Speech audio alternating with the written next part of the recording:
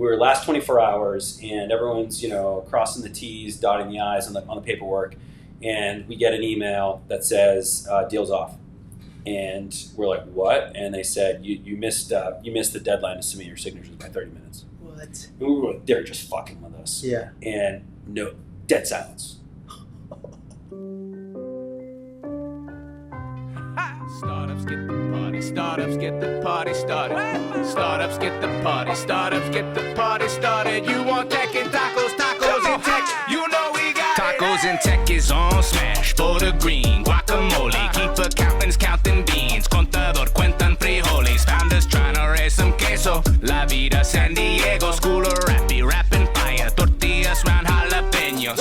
In these modern times of craft beer and coffee, my coding yoga posse, fold the body, origami. We be surfing Coronado, eating tacos el gordo. The tacos stand in puesto, lucha libre and sombrero. Gotta shout out Tecos, Daniels by the ocean, watch the sunset. La Jolla shores, entrepreneurs trying to get funded. When San Diego Startup Week is popping in the summer, Oceanside to Tijuana, ST be full of hustlers. From couch surfing to penthouses right on the beach.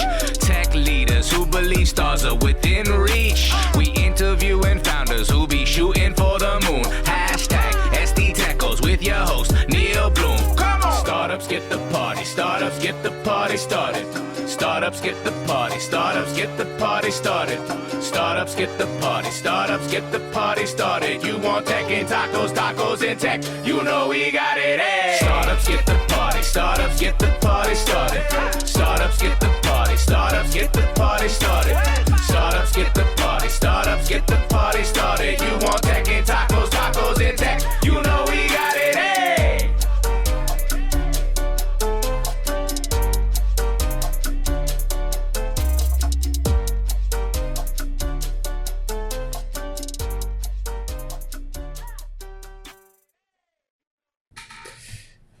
And welcome back to the Tacos and Tech podcast. I'm your host, Neal Bloom, and I've got a real treat for you guys today. I've got a longtime friend of the pod, friend of the ecosystem, serial founder, the founder's founder, founder's coach, and investor, Scot Chisholm. Hey, thanks for being back on the pod. Thanks for having me. And in real life. I know, in real life. We'll see if this setup works and Yeah. we can get us on camera, but just for people that maybe can't see, we're here in real life. We're which is here. pretty cool. We are. I know. We're here in La Jolla in another friend's office, Patient Partners. Yep. Beautiful office right at the Cove here, which has also become a little bit of a startup hub. There's a few other companies working out of here too. Must say the La Jolla Cove is a lot nicer over the last, 3 to 5 years. Yeah. I've sort of come back and visited. Yeah. Better shopping, better restaurants, kind of cool. Oh, It yeah. was really sleepy and Totally. average age was probably 80 back then. And now it's Now it's like a little 70. more youthful. Yeah, I like it. Yeah. Well, it's good to have I'm you. somewhere in between that. I'm not quite 80 yet, but I'm headed that direction. In startup years, like our bones all feel like that. That's exactly for right. sure. Yeah. I feel 180. Yeah. Well, it's good to have you back in town, man. I already knowing just a week ago that you were coming back in. It was fun to just re-engage with a bunch of other founders who are going to come hang out and do some dinner. I know you spoke at a conference, but tell us just high level. What are you doing now? Yeah, Dive so into some things. I love coming back and visiting. I'm now in Whitefish, Montana, with my family. We moved around COVID time. Not the most unique story, everyone kind of scattering, and then we honestly got trapped there for a while, and then it was when I was transitioning to executive chairman at Classies, and then everything went virtual. So it was like, wow, that's not convenient. So we ended up staying there. I'm a fan of the seasons, and it's a mountain town, all that stuff, and we ski. But still absolutely love San Diego, still consider it my second home, and I come back here, quite frequently. So awesome to be here again. The weather's much nicer than Whitefish right now, which is about 7 degrees. Oh, man. It gets to negative 30.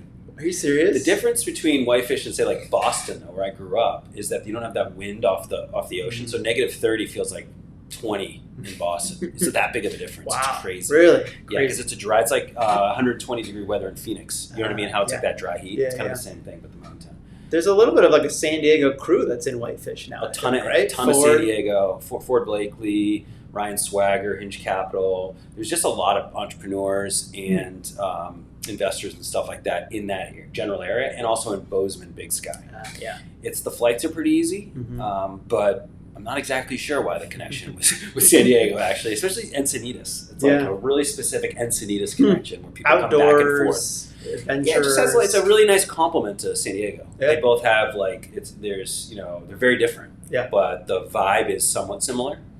So it's a much smaller area, obviously, but it tends to feel good for San Diego folks. So Montana folks, I don't know if they'll be listening to this, but they probably hate me for recruiting. But hey, come on in. San Diego's do the same as me too. Yeah, exactly. So take us back a little bit. You were on the pod. I think we recounted it's been 5 years.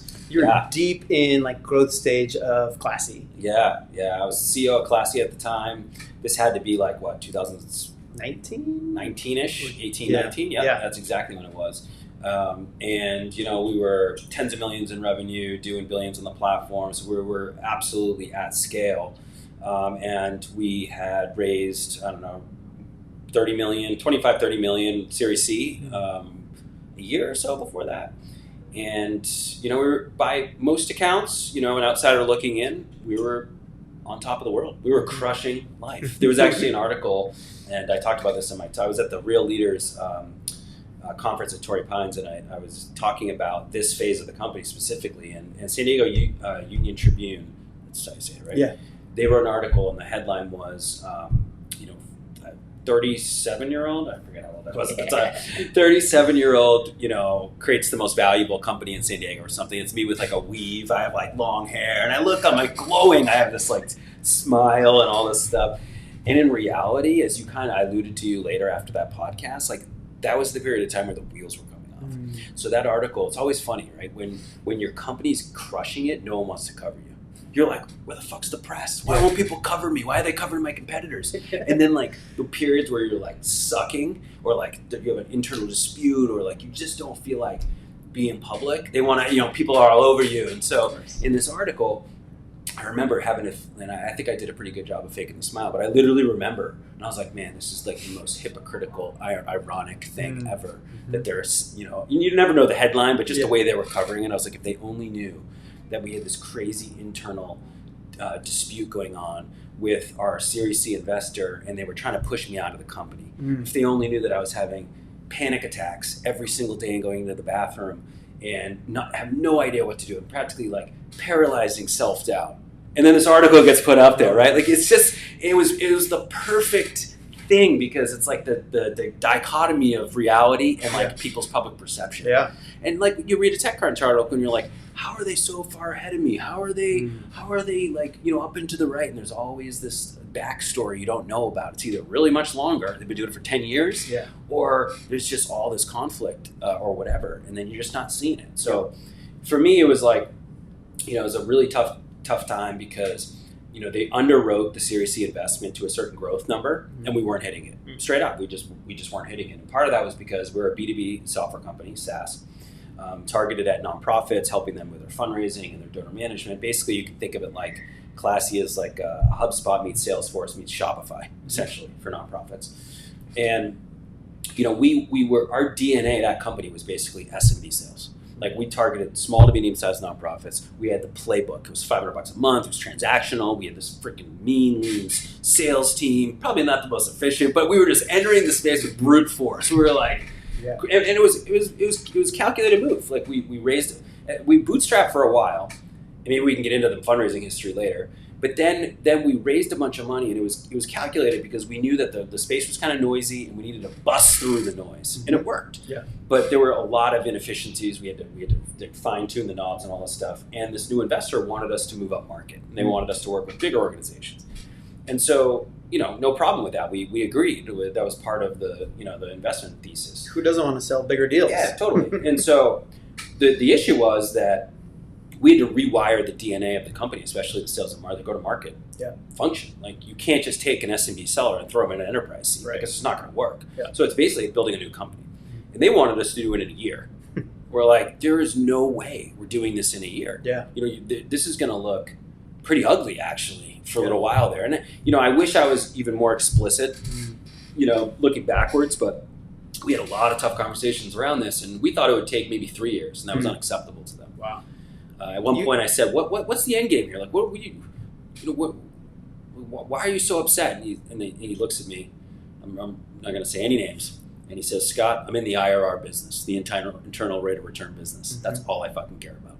I was like, wow, okay. Yeah. So that's where we're at. We're at basically a spread. This whole point of this whole endeavor, this mission-driven company is basically down to like a extrapolation on a spreadsheet. Yeah. Okay, awesome. I feel really good. Yeah, real empathetic. I feel really good. Founder, right? I feel really good. It's like letting into the hen house? Yeah, the wolf. The wolf into the hen house. It was like sort of like that. And But you had such secret sauce, I feel like, around training such a sales army. I mean, there's a huge generation of tech salespeople in San Diego and everywhere who started it at Classy. Yeah. I mean, hundreds of people Hundreds. who have so much to kind of show from where they started and what you had to do to get from the bottom up. You know, it all started with reading Aaron Ross's book, Predictable Revenue, way back in the day. Now, that's probably like too old school now, the approach, but the whole BDR, SDR, AE, and, you know, who I really, really admired for so many years was the CRO of HubSpot, Mark Roberge.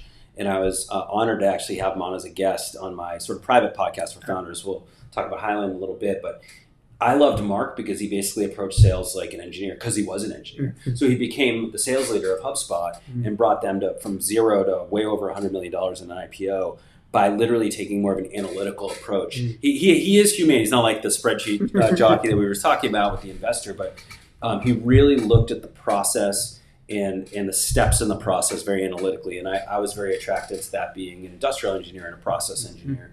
And so I just studied everything he did. And we also took the other page out of HubSpot's playbook, which was inbound marketing, which was like, we were so content first. We hired, get this, we hired 2 writers and an editor before we hired our first sales rep. Wow. Like, we were that dedicated to content. And we were doing this before anyone, minus HubSpot. We were looking at what they were doing. It was very early days of HubSpot. They were very early. They were in like their Series B. And we're like, wow, incredible. Look at what they're doing with blogging. This sounds so silly now. But like, holy shit, like they're able to get people to visit their blog and then download a guide. And then that's like, shows the intent as a qualified lead and that's their funnel. Like, we can do that. Yeah. So we started doing that. We just started writing crazy amount of content for nonprofits in the space, like the deepest stuff that existed on fundraising, on leadership, on operations, on all these topics. And then they'd come in and they would download whatever the resource was and they'd end up on our lead list. And so we just created this incredible scoring system, incredible calling system. And so by the time this, you know, obviously there were kinks in the armor sometimes, but generally speaking, we were phenomenal at basically content marketing and flipping that into a qualified opportunity, maybe better than anyone in the space. And we brought Mark Roberge's analytical framework to our sales team, and I think every rep on the team, every SDR, they knew their place and they saw how it worked, and it was like magic for a while. It really was. Like, I still think we're the best sales team in the space by far. And you know, GoFundMe is not a sales culture. So when we ended up getting bought by GoFundMe many years later, 2022, I think that was one of the biggest assets. Think about it. Like, we had to meet. I mean, I'd probably put our sales team against any sales team, never mind just one in the nonprofit space. But you're right. It's so cool. It's like almost like the PayPal mafia, but the Classy mafia. I know people have referenced that. Like, generally, it's kind of neat, but a lot of it's on the sales side. There's not a lot of tech sales talent, you know, broadly in San Diego, and most people can trace the roots back to Classy. It's so cool. And prior to that, our first director of sales, one of my biggest mistakes was waiting so long to hire this person, but she came from Active.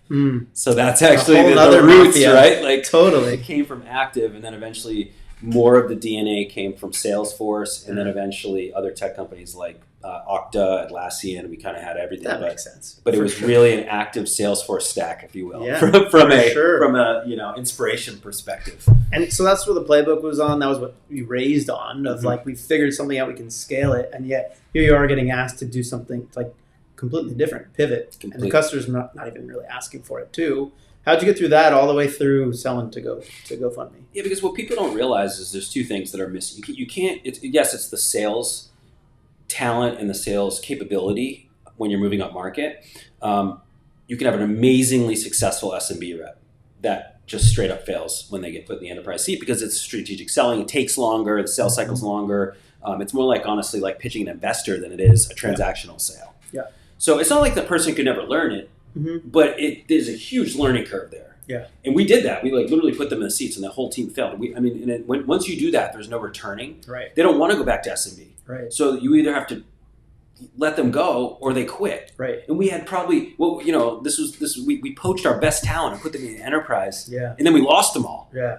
sucks. Yeah. Such a bad cultural move. Turnover of talent. And so we just had a wide-ranging amount of poor decisions that were essentially all rooted in the acceleration of the move-up market, these artificial acceleration of the move-up market. Because, by the way, years later, it worked. It was a huge piece of our success. And guess how many years it took? 3. So it's like, hey, told you so, motherfucker. But either way. So the other 2 things about moving up market is, one is the demand, right? Like, inbound marketing generally casts a wide net. So you don't, enterprise marketing tends to be way more focused, and it's like more technical, and it's more, you're going after the CIOs and the CTOs and the CEOs. You're not going after the director of whoever, director of X. So there's a lot more targeting that needs to happen, and we didn't have the pipeline. So that put extra strain on the reps, who also didn't really know how to sell into the enterprise, to build their own pipeline. Another thing that really hurt. Then there's the product, the third one. Yeah.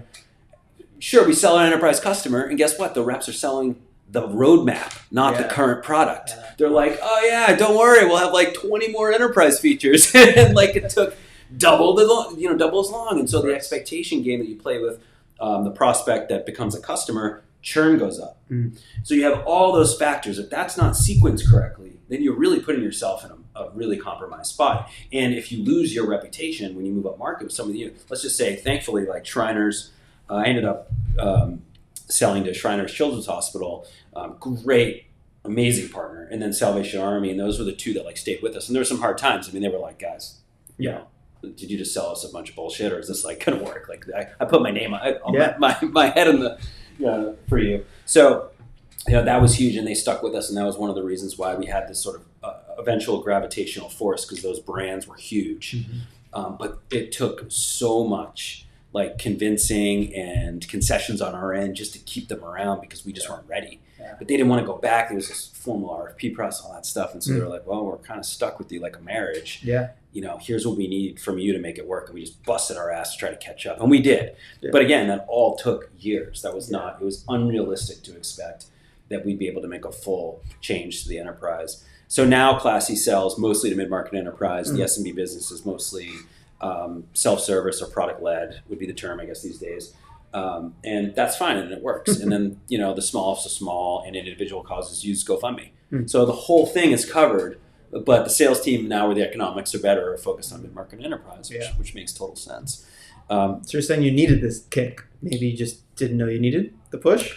I would say that, we knew that, when we went in and we were pitching the Series C to not just them, but to others, and we had a couple term sheets, we were lucky to have a few, and the alternative term sheets we didn't take were at a lower valuation by, call it $10-20 million. And looking backwards, that seems like nothing in the grand scheme of things. But at the time, that felt like a lot of money. And it is a lot of money. But it's like the delta there for the pain we experienced and the choice we got, which was basically picking someone that really had an enterprise pedigree and didn't understand where we were at. Also, as a private equity firm, not a venture firm. So they're downside risk people. They're not upside, future 1 out of 10 is going to be a winner people. And we were almost ready for that, but not quite. It's like they swam downstream, we swam upstream, odd fit for that moment in time. 2 years later, 3 years later, maybe it would have been a great fit. But that's kind of the point, right? It's like, and we chased valuation. They gave us the best valuation. They gave us good terms. And so what that does when you chase valuation, it puts more strain on performance, especially initial performance. Because if you say, hey, like, okay, fine, I'll give you that X valuation. Now your performance needs to be perfect. Do you know what I mean? So like the partner sticks his neck out, and then they're like, oops, Classy missed the quarter. Oops, Classy missed the next quarter. The partner's like, what the fuck? You convinced us that it's worth X. And so that was the dynamic, right? But the way they reacted to that was not good. Not good at all. I mean, everything from blocking capital coming into the company. So we had at one point, we had about 6 months of runway. Salesforce wanted to invest in us. They blocked it. They wouldn't let Salesforce invest. They blocked all stock options going to employees. So new and existing. We couldn't do salary promotions or promotions. We couldn't plus up people. So we were really handicapped there. And then they just did a shock and awe campaign of bullying and harassment to me to try to get me to self-select out.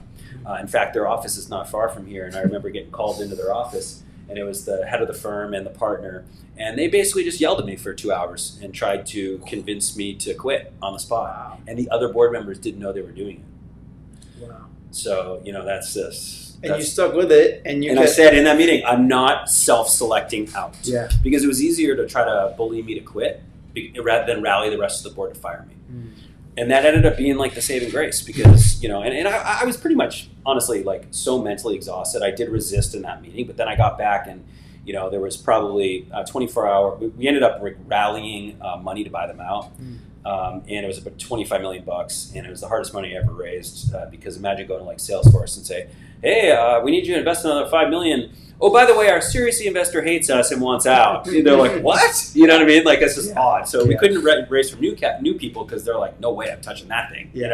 And then from existing investors, are like, I like kind of knew about that, but like, what is going on over there? You know what I mean? Because like investors are a little distant. Totally. And so that was really hard. So we ended up raising it. We were last 24 hours, and everyone's crossing the T's, dotting the I's on the paperwork, and we get an email that says deal's off. And we're like, what? And they said, you missed the deadline to submit your signatures by 30 minutes. What? And we were like, they're just fucking with us. Yeah. And no, dead silence. And so the lawyer said to our lawyer, no, it's really off. And we're like, holy shit. All of that. That took 3 months, at least 6 months to raise the money. And I remember I was basically in tears. I was walking around the block around Petco, which I tended to do. And I called Carrie, my wife, and I was like, it's over. Like really, like it's over. Wow. And that was my whole entire adult life. Yeah. Wrapped up in that company. Certainly all my net worth, but a lot of my own like self-confidence and my own everything, and my identity. Yeah. Everything. Wow. And so I went back home, and I remember it was like 8, 9 p.m. and I was just like, what the fuck do we do? And I made this last Hail Mary, and I called the actual owner of the firm that was across the country. And never talked to him before in my life. He didn't pick up.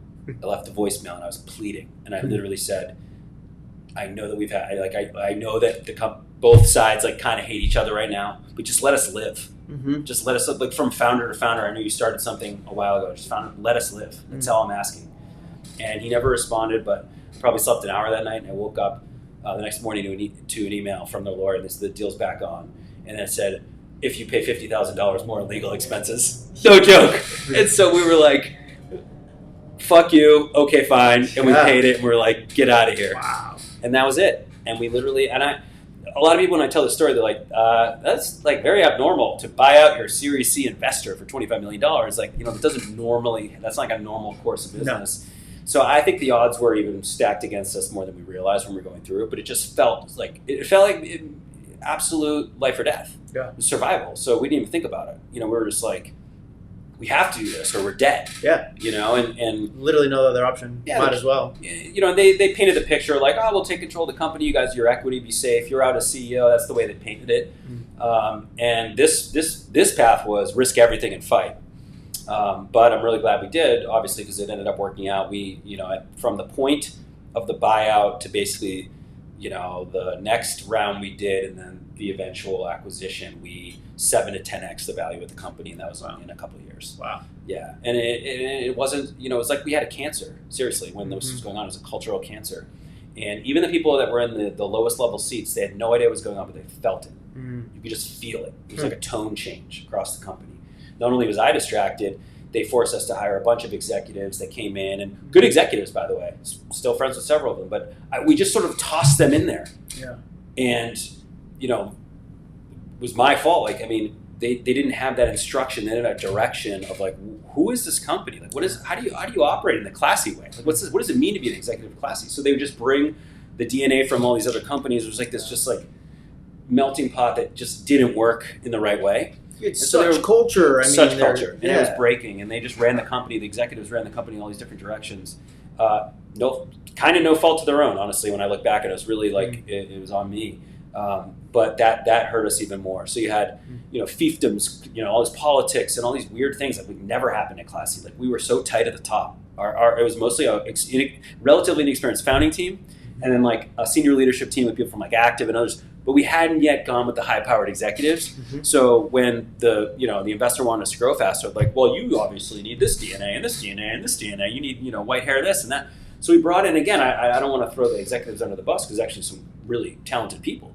But without cohesion, without sort of a unified, operating rhythm that's got to come from the top, it's got to come from the CEO, with unification from the board, they were lost.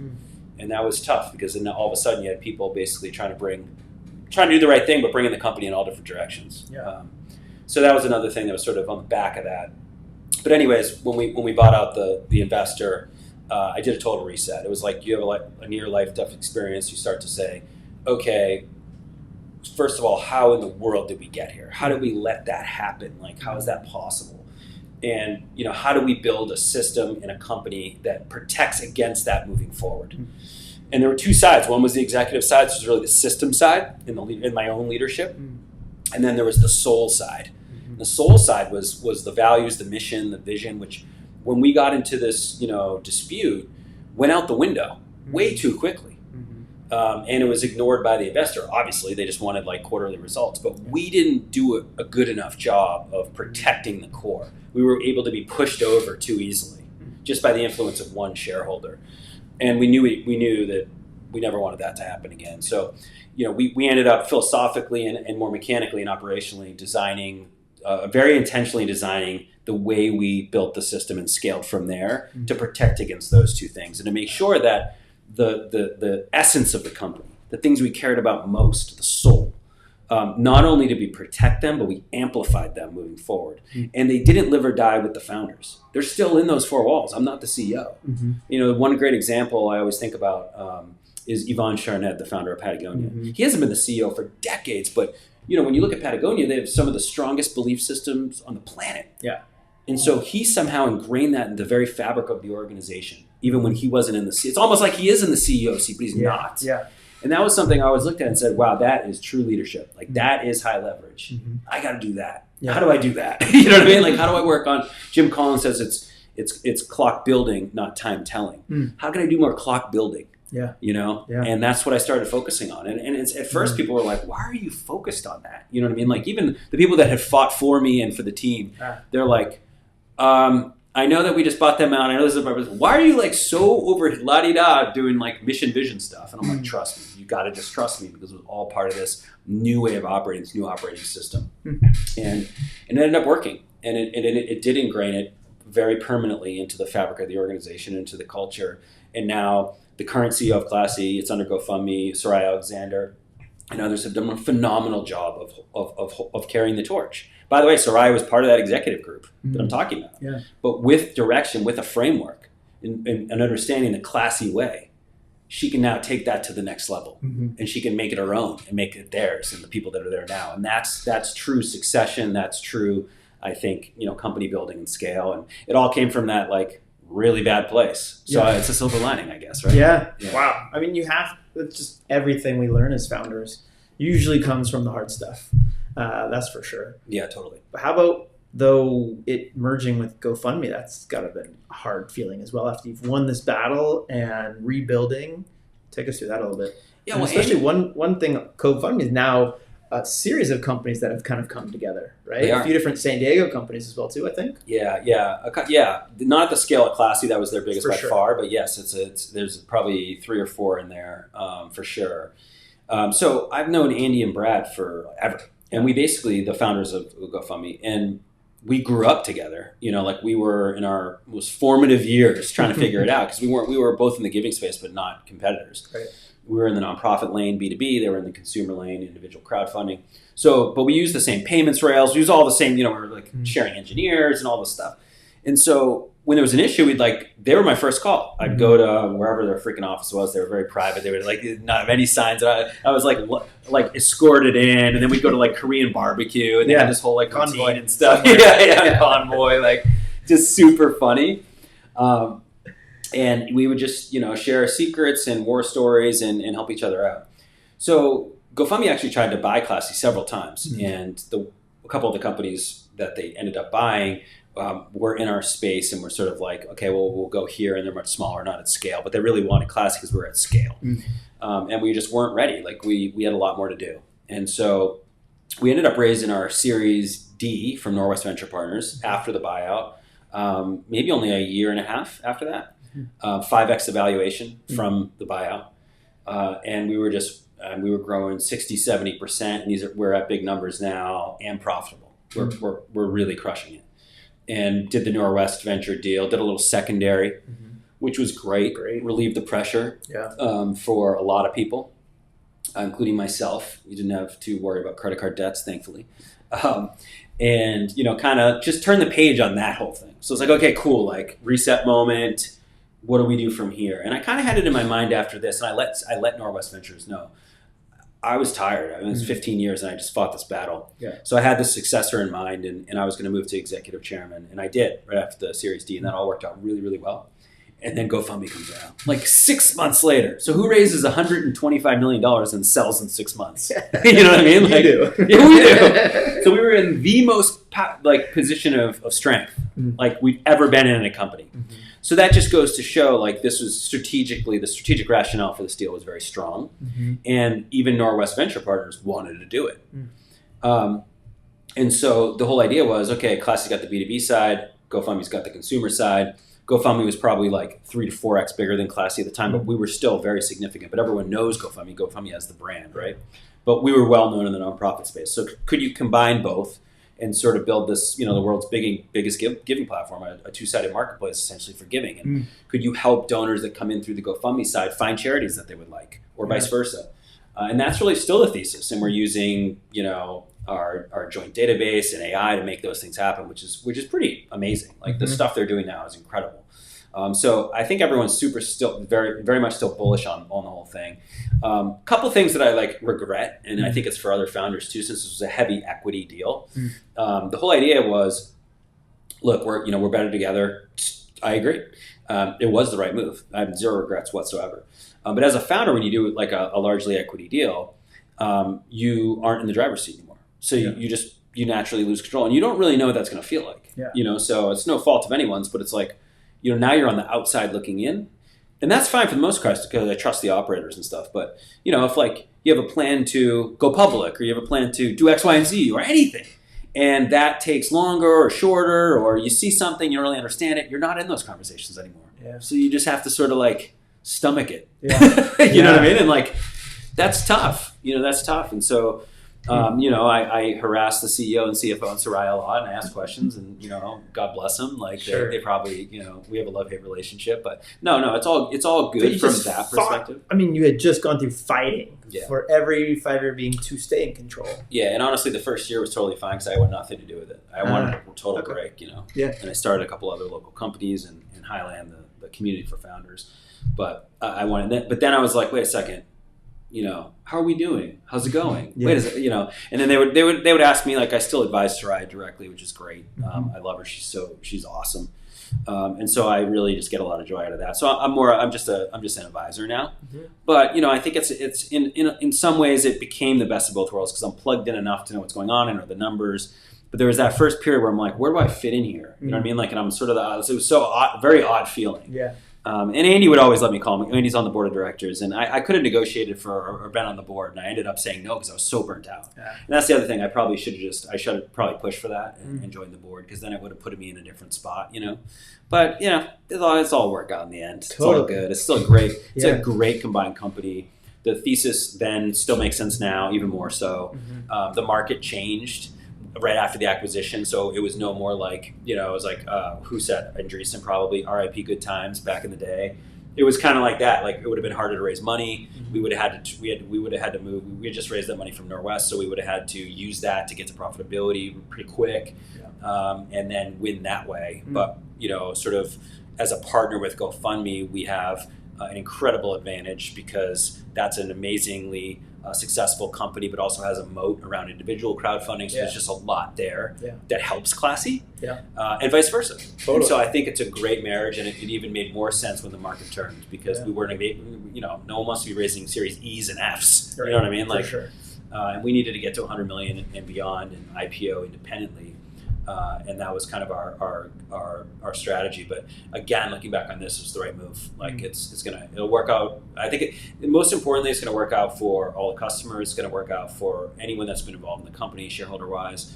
And we'll see where it goes. So both companies never perform better actually, and they're at super scale now. So it's pretty cool. Yeah. So I can gripe all I want, say, I want to know, but like they're running the company better than I can. So let's Okay. let's get serious here. 15 years in, for sure. Do you ever go to the office? People recognize you, or are you still? Well, everything was face on the virtual wall? for so long. No, So true. I mean, I was plugged into some meetings here and there. Most of it's just virtual. We were actually going to maybe stop by today, but Soraya had to go travel. So we'll see. I'll go back and visit. But they got rid of the old GoFundMe office, and they moved into the classy office above Petco. Oh, cool. Yeah. So everything's there. So that is the downtown GoFundMe office. Yeah. And I was about a year or two ago. I got a box with all the stuff from my office. So they had kept it. It had dust on it, some old Anchorman posters and some Padres stuff. And I was like, oh, it was like I almost got fired. Yeah, You get this walked out. box. I'm like, oh, that's a little weird, but I mean, what are they supposed to do? Keep my office forever? So that made sense too. Now I just recreated my office in my house. Yeah. Pretty cool. So you go through that huge battle, triumph, and then take a little bit of a break, well-deserved break, and then you say, I want to be back around founders, or what do you do next after that? Yeah, well, we started a couple of local businesses first, and funny story. I had a friend from high school, Craig, who was a master cannabis grower of all things. He's really a good cannabis grower, and he had lived in, right. And he had moved to Whitefish a long time ago, so he lived there. He's one of the reasons why we were there. And my other co-founder, Classy, lived in Todd, had moved to that area too. So we had some friends there. But anyways, he was, wanting to start something. He was going rec legal there. And so I was just going to invest in him. And like one thing led to another. And then I've become like a big partner in this thing. And I'm like, okay, I guess I'm now in weed. I go from software to weed. And so I'm the weed guy. But what was cool about that little venture was that it birthed Haskell Creek. So Haskell Creek is a holistic pharmacy, basically. It's essentially a much healthier version of a CVS or a Walgreens. And so it started initially with this cannabis thing, and we were like, we don't just want to be a dispensary. Like, how do we bring in some supplements and some like organic skincare and some other stuff, things you'd find in a pharmacy? Yeah. And then we realized these are really two separate businesses. There's too much laws around the cannabis stuff. It's too restrictive. It's, taxes are insane, inspections. It's a tough game. It's a tough game. And so we split the two. And so now they're two different companies, and Haskell is in its infancy in a way. From a maturity standpoint, but we opened up a beautiful store in downtown Whitefish that's on the corner, one of the best corners there, and it's truly an alternative to Walgreens now. We have partnerships with local practitioners. People come in, they can get supplements. It's all about prevention, not pills. That's kind of like the motto if you think about what we're trying to do there. So we're gonna, retail traditionally is a really shitty business model. The margins kind of suck at the end of the day. I think the most successful chains are maybe like on the bottom line 3%. So it's not SaaS. It's much different. For sure. The gross margins are okay, but then you get a lot of rent, you have labor, you have all these things, and so it makes it very challenging. Things though, from what you've gone through before. Yeah, so I mean, business is business, but it's just different. You're like, the metrics and the way you think about it is definitely different. I think the biggest one, and this got me nerding back out of my industrial engineering days, is inventory management. Because you have to buy a bunch of physical goods and hold them. It's not like e-commerce or drop shipping. It's like we're buying. I mean, we have 1,000 products probably in that store. So you're literally, and that's why people don't compete with these companies. Right. First of all, CVS, I mean, they're going through their own issues now, but they have thousands of stores. So scale comes from many stores. Right. That's why they do franchises or restaurants have chains, all that. The economics is just big. What am I trying to say? There's better economics with scale. And when you have one store, it's like, you can kind of see like a glimmer of hope there, but it's like, now, I guess I need to open 100 of these. That seems really daunting. Yeah. So I think it just takes people out of the market entirely. And it's just very difficult, it's like cash-wise, to be like, I'm going to fund 1,000 products. Yeah. I'm going to literally go to 1,000 companies and somehow get them to put their shit in my store. So you end up having local mom and pops that are more simplistic, and those work, and it's fine. There's pharmacies like that all over.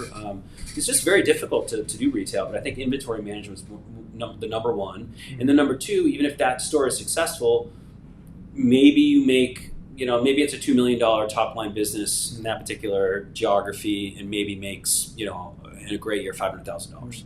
Not bad. It's like, it's like shit, cool. That's a large household salary. Amazing. Yeah, but that's a lot of work to just get to that. Totally. So I think what we're trying to do is like, how can you make first and foremost, how do you make this work for the community? Even if this just breaks even every year, how can it be a good thing for the community? That's number one. Number two is, how do you make retail business model not suck? Is there a way to diversify revenue a little bit? And by that I mean like partnering with local practitioners, doing things with them. We're opening up a healthy cafe as part of the store to draw people in, and then we have our supplements and the rest of the products. So trying to think of it like three legs of a stool type of thing. And if we can get that to work and the business model looks okay, then we may open another store, and it would probably be in Bozeman or in a larger locale in Montana, and then that would be the next test. It'd be like, what do we do from there? But honestly, if it just stays in Whitefish and it's just great there, like that's good. That's cool with me. Like I think we're okay with that. But I think the idea has legs. I think people want to take more control of their health ever since COVID. They're looking for options. CVS and Walgreens, it's basically just a chemical factory. If you walk in there, like every single product. I mean, all they feature basically, candy and booze. Like nothing against candy and booze. Is that really a health store though? No, come on, like totally. A lot of them sell cigarettes still. It's like what? Yeah. Then the pharmacy is about, I think 60 to 75% of their revenue is from the pharmacy and pills.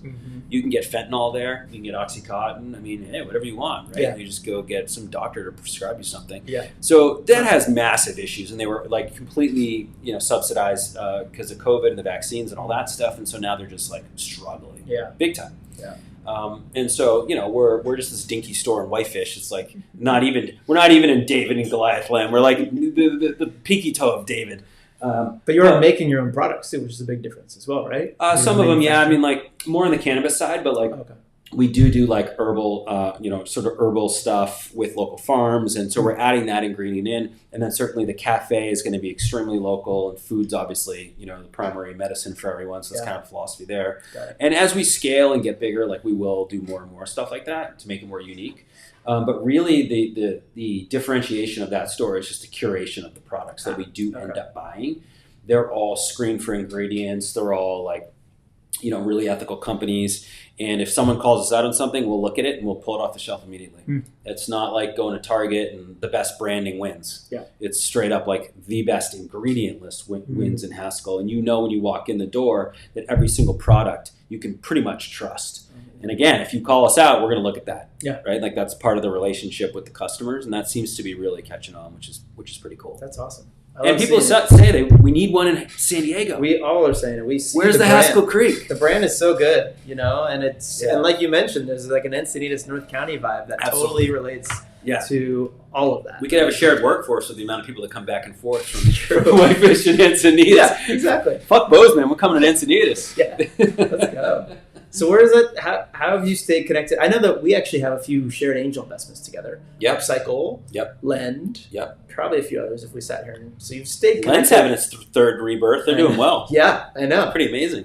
And including with a Lend Live or Classy Live product. Classy Live. Yeah. Crushed it. So we actually bought the initial version or one of the first offshoots of Lend. I don't even remember what it was called. Oh, Fondy.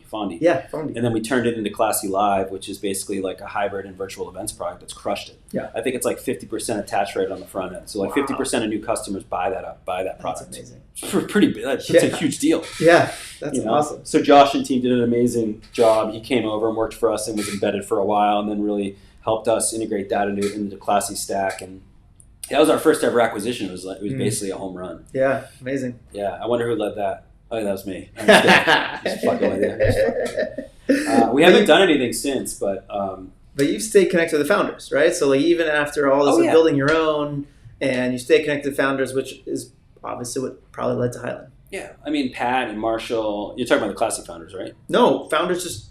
Oh, founders in general, yeah. Yeah. Well, Classy founders too. I mean, we'll start there. Like I think every founder, every co-founder relationship gets strained at some point. Everyone wants to kill each other. It's like Homer choking Bart Simpson type of thing. Like that happens all the time, you know. And we went through that, but like we always had love for each other. We always had respect, and in the moments of like absolute pain, like that moment I was sharing about our Series C investor, Pat took me into a bar, had a beer, and convinced me to actually fight. Like I actually chosen path one, door one, which was basically like keep my equity safe and like give up. Yeah. So I don't want to paint myself as the hero of the story. Like Pat actually convinced me, and partially my wife as well. to fight. So that's what co-founders are for. You know what I mean? Yeah. Like you can be at odds, but at the end of the day, the business comes first, and success and making sure everyone is taken care of. So just huge love and respect for them still, and they're all onto brighter pastures now, which is cool. Yeah. But yeah, no, I mean, I definitely still really wanted to be involved and support other founders for sure. And like when I got out, I took that break, and one of the classy investors ended up reaching out and saying, hey, would you mind coaching the CEO in my portfolio, this founder? And he was like around, I think $1 million in revenue, and kind of scaling to 10. So he was in that phase. So post product market fit, sort of initial scale phase, trying to figure it out. And that's when you really transition from being like more of a builder mindset to more of a scaler mindset, and I've found that most founders really struggle with the transition. They want to remain a builder forever, or they just don't know how to transition. But my general belief is that more founders have it in them to become great CEOs. And what happens is they don't make that transition cleanly enough. Maybe it takes too long, maybe they struggle, and then the board or whoever turns against them, and or they turn against themselves, and they say, I'm not really a CEO. I'm not a CEO material. You know what I mean? I'm more of a founder, more of a builder guy. Yeah. And my view is that that's actually incorrect most of the time. Sure, there are some that are just like straight up like they want to be behind a keyboard coding or something. Like they're just builders. Like, and that does exist. But I would say the majority of people that start companies can absolutely be the CEO to at least 10 million, and should be. It should really be a founder-run company, and you can basically not only coach them and help them make that transition, you can help them organize the team around their strengths to make sure that they're optimized to 10 million and above, and a lot of times to 100 million. And so the coaching was really centered around that transition, and I call it the second chasm. The first chasm is really product market fit from the famous book, Crossing the Chasm. And so this was the second chasm, which is basically initial scale, going from builder to scaler. And I ended up doing a couple of one-on-one clients like that, or doing some coaching engagements, and then realized like the one-on-one thing wasn't for me. It was too much PTSD. So like, the founder on the call, they'd be talking about their, like, I'm going through this horrible time, and I'm like, I'd find myself laying awake thinking about their company. I'm like, that's not good. Yeah. I need to I need a clean break. I can't just relive classy over and over. Totally. So I gravitated more towards group coaching, and the setup is almost more like, MBA program for founders, but like stuff that matters, not MBA garbage. Yeah. And so, from an actual operator that's been through it, and I try not to be like overly prescriptive because I don't have all the answers, but I tackle the issues that I know are like the unsexy, thorny things that they're struggling with. And it's a lot around universal management, leadership, operations, and people. It's not really about sales and marketing, although I do bring in guests and I talk about that. But that's what everyone thinks scale is. They're just like, if I get more leads, that means scale. Yeah, I mean, that's part of it. But it's also like, if you get more leads and your go-to-market function strong, but the rest of your shit is weak, you're just going to basically collapse from the inside. You're just going to implode. And so it's really about building that foundation super strong, teaching them how to be a better operator and people manager, because in my view, founders really lack that skill. Typically, they don't come from managing lots of teams or lots of people, rather. They usually come from managing one or two or no one. So they're not only trying to become a CEO, they're trying to be an actual first-time manager for the first time, like in starting a company. So it's all happening at once. Yeah. And typically their head's like way above that. They're like, oh, that's like kind of below me. I have to learn like management stuff, like one-on-one. It's like, no, like the fundamentals of how you manage people are kind of important. Totally. Especially when you start managing higher level executives. If you don't have that skill set, you're just going to be pushed aside as the crazy founder. Right. You know what I mean? Like the weirdo visionary that goes in a padded room and figures shit out every once in a while. Not someone that can orchestrate the team, that can drive a rhythm, an operating rhythm, and produce consistent results every month, quarter, and year. And so that's really what I teach. Now we got 75 to 80 CEOs in the program. Amazing. Yeah. And we let their co-founder or co-CEO come in for free. So you got that adoption. We're also working with their leadership teams, or at least the concepts in the operating system, which I now call the North Star operating system, which was born out of the ashes at Classy through that whole time. And I market it as kind of like one part system, one part soul. So the whole idea is like, how do you scale your company without losing your soul? And not only just losing it, how do you amplify it as you grow? And so, I think that's been really cool, because it's like stress testing the system with 75 CEOs. And it's one thing to use it for your own company. It's another thing to make it transferable. Yeah. So that's been my biggest challenge. It's almost like building a product. Like the company operating system is like a product I'm working on. And it's like, how do you make that scalable and transferable so someone can intuitively use it and it makes sense? And it's not so classy-esque. You know what I mean? It feels like, oh, wow, it's like the shoe fits. Yeah. And then they can customize it from there for their own company. So very much viewing it as sort of a platform. So that's been really fun. That's been a really cool, like, sort of product-centric piece of this whole thing that I didn't expect. But I was like kind of forced into it because it's like, okay, well, how do I coach these guys? And what I found was that transition for builder to scaler, the operating system is so fundamental. You really need to lay one down, own it, and then make it your own. And that's really the 1-2 punch that we go through with every single CEO. That's awesome. Well, seeing it publicly or outwardly, the content has been phenomenal. I think people really gravitated to what you were saying because it was so authentic and genuine, but also concise, which I would imagine is what carries over into the lessons with everyone as well too. Like, what are you seeing for kind of Highland going forward? Yeah, I think that the whole thing is under a banner of less is more. Just like simplicity scales. Yeah, actually, it's one of our values of Highland. Simplicity scales. And we found that at Classy when we allowed things to get overly complex, and not even just in that like sort of investor dispute, just when we allowed it, like complexity is like an invasive weed. If you're like you're as the CEO or chief gardener, and you got to like cut the weed back with like the freaking like machete or whatever. Yeah. And you got to keep your leadership team and the company clean and tight. Yeah. Like a hedge.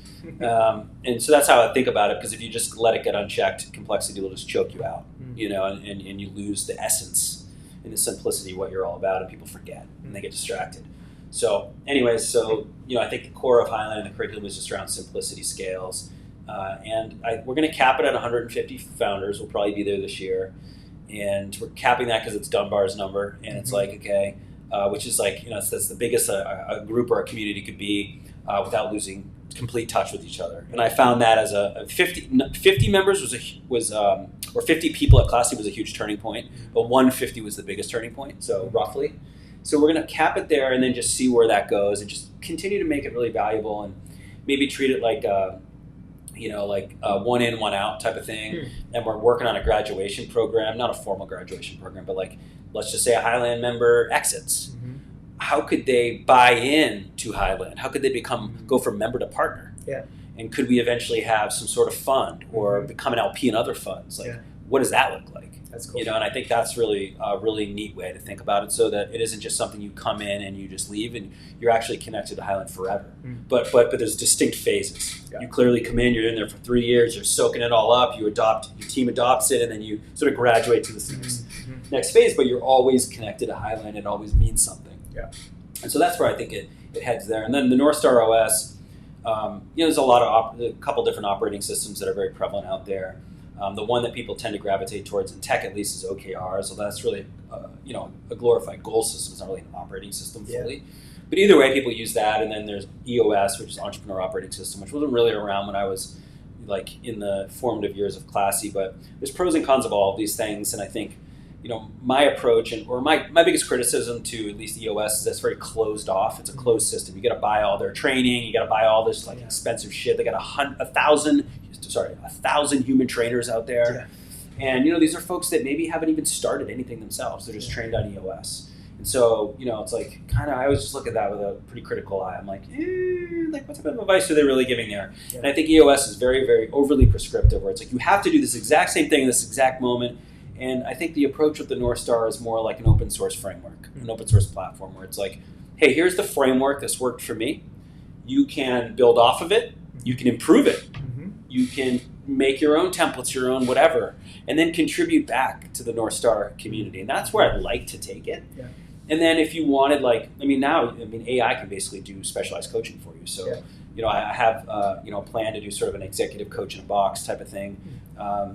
Or in your pocket, rather, not in the box. And that can be like an AI agent, and that can take the place of the 1,000 human trainers, and you just ask questions or whatever else, and that'll be disruptively low cost, right? Like, I think EOS at bare minimum is $500 a month, but I think that with the human engagement, it's more like, I want to say 5,000. Yeah. I think we could do this for $5 a month, $1 a month. You know what I mean? Like, it's not. Yeah. So I think this could be just massively scalable to any founder in the world. And if the AI agent understands the North Star framework, and then you can input your own North Star into it, then it's going to be able to contextualize the answers to all the questions so much better. Yeah. Like way better than just a human would. They'd have to learn everything. Totally. So I really do see that as an amazing benefit to entrepreneurs that are looking, really even starting their company, but looking to scale in the future. 100%. Amazing. It's funny that EOS you see prevalently in non-tech companies, like in EO, Yes. Entrepreneur Organization, which is predominantly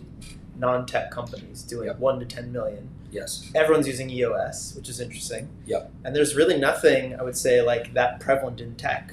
There isn't. And maybe this is the thing that figures it out for tech and then goes to all businesses too. And you would think that people would gravitate towards an operating system in tech because they tend to be like analytical and they're like, I kind of want this all to make sense, like a formula, right? Yeah. And there's more to it than just it can't be overly formulaic, but I would just think that mentality would lead you to try to search for something or someone to build something. Yeah.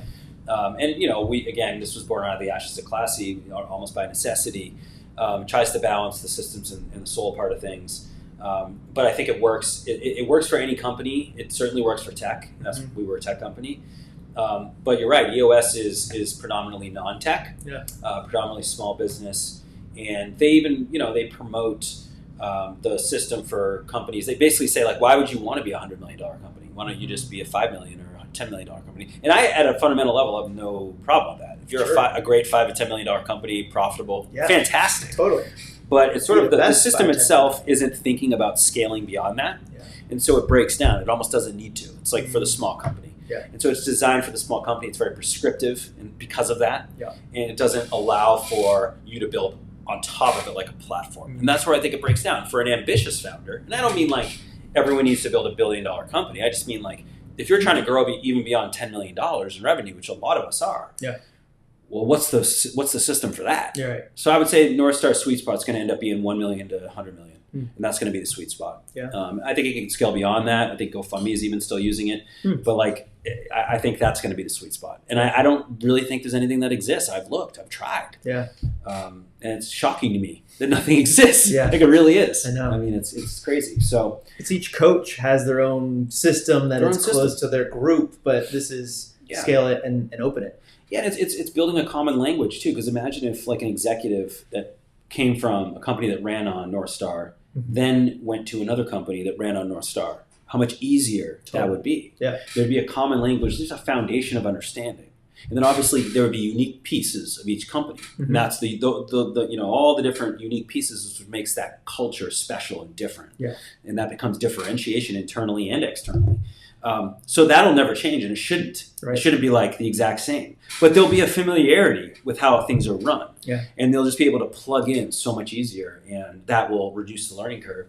So that's the sort of crazy vision in my head. I think it's very much like an open source project with common terms and common objects that people use to build things. And it's like if we can create that common language from a business system level, then maybe people will do things that I'm not even thinking about right now, and I hope they do with the framework itself. I love it. The next big project to go over. Yeah. It's awesome. But for the founder, which is for the founder. Yeah, and which is going to anywhere too. Yeah. You just sparked something in me too, because I think we tend to attract in Highland, I would say, really strong, really high potential founder, but sort of a Silicon Valley outsider. Which I was. And I wonder if I just put off those vibes or whatever. But like what tends to not work in Highland, at least initially, is someone that has like graduated from Y Combinator. And the reason why it doesn't work is because they come in thinking they have all the answers. They think, and they have great speakers there. And I do want to touch on Founder Mother. But they have great speakers there. But they're like nascent companies. They don't even know what they don't know yet. So they come in there and they're like, I don't know about all this. Like, this just feels too structured, too bureaucratic. Like I learned to, run fast and break things. That's my mantra. It's like, cool, yeah, but you can still have innovation to do this, right? Yeah. It's about coordination of your people. It's about alignment. It's about accountability. And so we found the biggest mismatch actually with sort of the Y Combinator crowd, but the biggest match with pretty much every other city in America and London for people that don't necessarily have access to the Y Combinator crowd and don't even want it. Interesting. And that's been super interesting. And so that makes me believe that there's hundreds and hundreds of other cities where people we're not even on their radar. Yeah. They can't afford Highland as it exists today, but they certainly could afford $1 a month from an AI agent that's going to teach you this stuff. Totally. And that's really what fires me up. Like that's the end goal, is to make it so accessible and so affordable for any founder in the entire world that you don't need to move to Silicon Valley. You don't need to be in the in crowd just to build a successful company. For sure. But founder mode, how does that play into it? Well, founder mode, what I did like about what Chesky said there. So Chesky gave this talk at the Y Combinator headquarters, and he talked about how, for years and years and years, like the conventional wisdom, the advice that he'd been given was basically to hire great executives and get out of their way, which I basically did by accident at Classy. Remember the story? I basically hired a bunch of executives and I just let them fucking do whatever they wanted. So Chesky did that, but maybe not because he was under existential threat, in crisis situation. But the more he let them run the company, the more the company became dysfunctional. And he would try to get back into the details, but when he got back to the details, he was accused of micromanaging. And he was accused of, trying to puppeteer everything. Yeah. And so he was in this really tough spot until one day, I don't know if he fired the whole executive team and then redid it, or he just had a reset moment. He was like, fuck this, I need to change the way I do it. So he started studying entrepreneurs they really respected. And one of those was Steve Jobs. Cliche, but hey, he figured it out, right? Yeah. And he loved Steve Jobs. I think he maybe even met him and knew him personally before he passed away. And one of the things Steve did really well, I'm on a first name basis, by the way, of course. Was he was able to stay in the details of the company and hold the bar on quality and some of the founding principles that made Apple special in the first place. Again, back to scaling without losing your soul. Pretty similar, right? It's like the same concept. It's like, how can you not become callous and sort of just shed all the special sauce as you grow and become too mechanical? And Steve Jobs was able to stay in the details, and he was able to stay close to the product and all these things. So Chesky set up a new system, a new rhythm where he would have these elaborate reviews with, product releases, all these things, and we back into the details. And Paul Graham, the founder of Y Combinator, penned in an essay the next day. He called that leadership style founder mode. And founders across the world rejoiced, but they took it totally wrong. They basically said, well, all executives are bad. Let's fire our executive team. We don't need a management layer anymore. Flat org charts for everyone. Yeah. Oh, and by the way, everything needs to run through me. I need to be in every meeting. I'm micromanaging everything. No more delegation. All y'all are fucking assholes. I knew I was right all along. You know what I mean? Like that's where it went. Like Twitter was out of control. Totally. And I'm looking at this going, well, that's crazy because I really resonate with Chesky's story about the executives, but I don't really agree where people are taking this founder mode thing. So I ended up writing my own essay about it. It's on my website, but we'll link to it. Yeah, the essence is basically what we just talked about with Classy. It's the founder brings, and the founding team, and even the founding 20 people, they bring unique things to the company. They bring a set of creativity. They bring a high bar for quality. They bring mission centricity. They bring this sort of innovative layer. An ingredient to the culture. And if you get rid of those 20 people, like all of a sudden, just one fell swoop, there's going to be a massive gap, whether people realize it or not. And it doesn't mean that you have to keep those 20 in charge forever, but it's understanding that they brought something really unique and they created the culture and they created what's unique about the company to start with. And so it's all about figuring out how to ingrain those special principles or qualities as you scale. And it doesn't, it starts and radiates from the founder. And in Chesky's model, he has, put himself into the details to make sure that it's like getting close to the sun. So that radiates really brightly in certain moments. But where people got confused was founder mode is not about being in all the details all the time. It's about being in the right details at the right time. Yeah. So it's about finding these high leverage moments in your operational cadence and your rhythm to go really deep. But you don't stay deep. You get the hell out of there, like a bird that fishes in water. They dunk their head, they get the fish, and they get out of there. And that's like sort of the picture in your head. It's like finding those moments. Where are the most important, the most important moments and elements of your company? And how do you create a review or a meeting or a check-in, I call it, to make sure that the bar is held high for that specific thing? And the key is letting the people know why you think that's so important. And with the other, this is where a lot of founders go wrong too. They come in there and they're like, oh my God, that is horrible.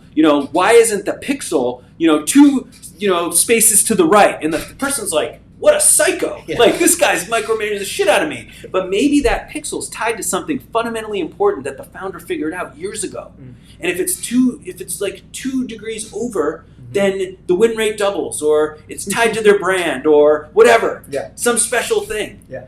And if they don't give the context, the person doesn't know. Yeah. And all of a sudden, the founder is ignored, or they're accused of micromanaging. So it's laying the groundwork for a system that holds up the things that matter, the details that matter. It keeps the founder connected to those details for a while until they have a succession plan. And it's providing the context and the why for everyone else to go, oh, I get it. That's why this guy cares so much about these 2 pixels or whatever that example is for you, right? Yeah. That's the key. And then as you go, and you eventually create a succession plan, and that's the ultimate form of delegation, you hand off the baton to someone else. And it's almost like when presidents hand the baton to the next president. And when it's orderly, they write a letter, and it explains. It's like a personal letter to the next president. Yeah. Think about your operating system like that. Yeah. It's the letter to the next successor. It optimizes delegation. It gives them the context, the framework, and the recipe, and it elevates the things that are really special that might be non-obvious and probably are, and even obnoxious and annoying because the founder keeps harping on it. But then the successor has context, and they go, oh, I know why they look. Oh, duh, look. And then now they're in meetings going, that pixel's 2 degrees off. You know what I mean? Like, whatever that detail is. Now you have someone else holding the line. Yeah. And that's what it's all about. It's finding those special things that make you different and finding a way for the next leader to hold the line. I love it. I'm excited to link to that for sure. Man, the world did erupt around founder mode. It's kind of funny. Andreessen Horowitz erupted around it and took their whole spin. Then the All-In Pod took around it. But you dove deep on it, which we really appreciated, and pulled back out as well too. Well, I think it was sort of being debated at a philosophical level and on an operational level, and I just tried to add an operational lens to it and say, like, here's what it actually means on a day-to-day. Like, here's how you can think about it as a founder, as an operator, and actually ingrain that philosophy into your company, whether you're leading the company or not. Because founder mode's not just for founders. Founder mode's a mentality, and it's for any leader, really. For sure. Yeah. Well, you know what else is for everyone? Tacos. Because tacos, like Tacos and Tech podcast, brings everyone together. Do you have a favorite that you miss when you're away from San Diego? And/or do you have a favorite in Whitefish? That's a great question. So I'll start with Whitefish. There's a place called Jalisco's. And actually, I think it might have shut down, but the original Jalisco's was in Carlsbad. Really? So talking about another San Diego connection. Yeah. And the guy just opened up. It's a really great Mexican restaurant. It's a little more high end. It's not like a taco stand or anything, but it's excellent for a random town in Northwest Montana. Yeah, best tacos you can get. Trust me. I liked. So there's too many to like even name in San Diego. That's a cop out. But the one in Point Loma, I'm drawing a blank. Someone's got to have said this in the past. It's in that little mall next to the bagel place near the high school. It's the guy's name, right? Oh, man, it's so good. The breakfast burritos, my kids still talk about it. And then we'll go with Mitch's. Gets honorable mention because that is really good. It is. And most people go to Point Loma Seafood, but Mitch's is probably the king. For sure. Those are good spots. But we're going to go look up also the Jalisco's and find its Carlsbad roots and how it ended up in Whitefish. And I don't know. I heard it shut down. I don't know why. Oh, really? Carlsbad's like, isn't Carlsbad booming these days? Totally. North County is where kind of everyone has moved to. That's crazy. For sure. Interesting. Yeah. How does it feel also just from like, you guys were solely rooted in downtown. Yeah. I feel like the startup community kind of built around you guys a little bit too. Startup week come through every year, right? Yeah. The startup crawl and everything like that. What does it feel like going back to downtown right now? And like, do you see and go into the old areas you used to haunt? Do you want my honest answer? Uh-huh. It's a little eerie. Yeah. Yeah. I mean, and we were on the border of some of the homeless encampments and stuff over in East Village. And remember when it was very controversial, there'd be debates about how you deal with the homelessness problem, how you move the encampments, or if you do it all. Yeah. But the reality was, having a company right there, we'd have people get harassed, their cars broken into, females stalked, females actually physically assaulted. Wow. So it was no joke. Yeah. I mean, there was actual repercussions of being downtown. I think the pros, generally the office and the environment and the vibe and just being in the city and stuff were great. But I can understand why startups wouldn't want to do that. If it's not safe, why are you putting your employees at risk? You know, and we went there real early, so you know things change, and you know how it ebbs and flows downtown. It's like it has like waves of awesomeness, and then it kind of just like it's a ghost town. It's just it just seems like they can't all get it fully right at any given time. The one area that just seems like it's always figured it out is Little Italy, which I used to live in. Maybe our office should have been there, but no, it was an amazing office, and I was really proud of all the startups that were downtown and stuff. But I had heard most had moved up, you know, to North County, and I understand that too. It's pretty nice up there. Totally. It's pretty nice. Yeah. Luckily, I probably your employees are not going to get harassed on the way from the parking garage. Maybe not. Are the majority of the Highland companies remote, or are there a lot of companies who are actually in person? So we have a couple Whitefish founders. Whitefish is becoming it's nothing like San Diego or Austin or anything like that, but it's like this tiny little mountain town where like some people come to hide, and then they, you know, and there's like actual physical startups there too. Cool. But generally speaking, it's virtual. I give you know, my master classes or do like the private podcast with guests every Wednesday, and that's been super fun. But we have founders all across the country. We have a founder in Japan, we have a founder in Israel, and we have several in London. And we do these founder dinners where they're Highland dinners plus some, and we're doing one on Wednesday. You're coming right here in La Jolla. And so we have 15 founders, or 15 people total, mostly founders from Highland, but a couple others. And so that's just founders. Some are driving down from LA to come to that thing. So it's just Southern California Highlanders, which is really neat. We've only been we're only a year in. And then there's a London dinner happening in next week, I think, and I'm not going to be there. So there's a lot of these dinners are just happening without me there, which is just kind of neat to see. Amazing. And they want to get together. So, you know, it's going to be fun to see where this goes in the next couple of years. Yeah, I love it, man. I vividly remember talking to you on the phone a year ago. I was in the car in Coronado when you were pitching me on this, and you're like, "We're about to launch," and here it is. And I'm so stoked to come to a Highland dinner. So thank you. It'll be awesome. Yeah. Thank you for joining the pod. Of course, man. I'm a very early friend of this podcast. Yeah, for sure, and even longer. I mean, we were one of the first startup week spots. Absolutely, man. Probably 7 offices ago for Classy. Yeah, you know. Yeah, I mean, I was telling Jael, my head of content, she's right over here. If you're not on video, but I was telling her that you were top 10 people for sure helping build the startup ecosystem here in San Diego. So much love and respect for that. Thanks, man. It's all come from, you know, plopping as a new founder in town, not knowing what the hell I was doing. A lot of people giving, and as soon as I could, want to say, now it's my turn to give as well and build an ecosystem for 100 more classes, right? So let's go do it. It needs coordination, though. And you stepped up, and you and others. But, you know, people didn't even know that GoFundMe was in San Diego. Granted, part of that was because they were psycho-private. But, you know, they didn't even know GoFundMe was founded here. Right. You know, and I remember that one time, I think I was at that event. Andy still tells the story. I got up on the bar. Literally on the bar at Quality Social. And I was, like, screaming at the crowd. How do you not know that GoFundMe is from San Diego? What are you guys? I mean, it was, I don't know what, like, sent me off. But I was like, we got to coordinate this startup because and then I was like, all right, Neal's probably a better leader for this than me. No, I'll just scream at everyone. We need them again. I mean, there's like kind of the new generation every 3-4 years of startup founders. They need to show their roots all over again. So I'm glad we're telling the story, and I'm stoked to continue building with you. So thanks, man. You too. Thanks for having me. Super fun. Cheers.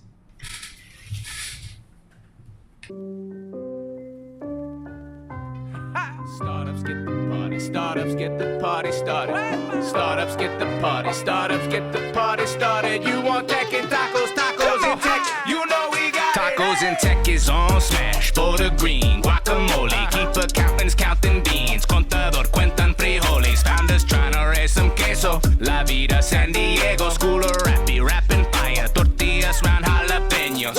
In these modern times of craft beer and coffee, my coding yoga posse.